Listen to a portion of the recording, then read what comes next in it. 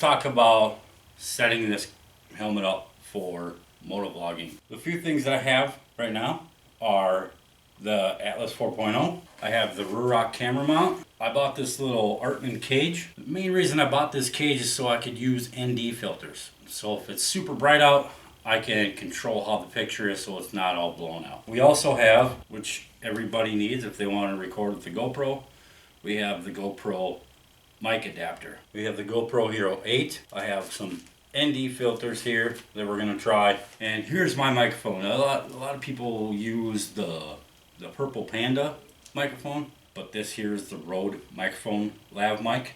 So I'm going to use that since I already have it. So the first thing we need to do, I want to try this. So I've seen it discussed in a few places where this is centered.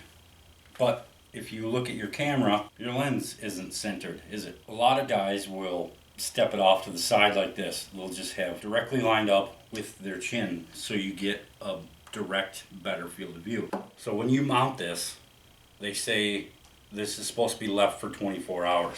Let's get on to it. First thing we need to do,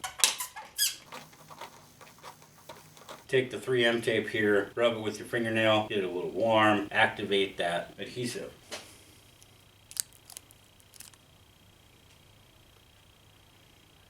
Alright, so I got it placed where I want it.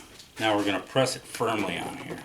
What I'm going to do is I'm probably going to put some clamps on here and we're going to let that sit. They say for 24 hours before mounting anything to it. Let's move on to the rest. Again, here we have the Artman cage. This one's really simple. Has this little tab here where the door comes down so you can access your batteries and stuff. And then this here, this little door, is how you put the camera in here. Put a fresh battery in here. I usually stick these in sideways when I'm not using it, or the opposite way when I'm not using it. Stick that in there. Put the camera into the cage. Now this is going to be tight.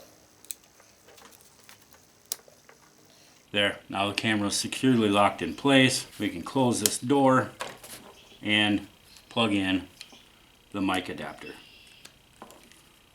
And there. That's the setup, and there we have an ND filter on the GoPro. Right now, we need to get this expensive Rode microphone ran. Now, I do like this one for a few reasons. I've seen the Purple Panda ones, like Chase and other people use. They have feet and feet and feet that they need to wrap up underneath the cheek pad. This is about 4 foot long, probably.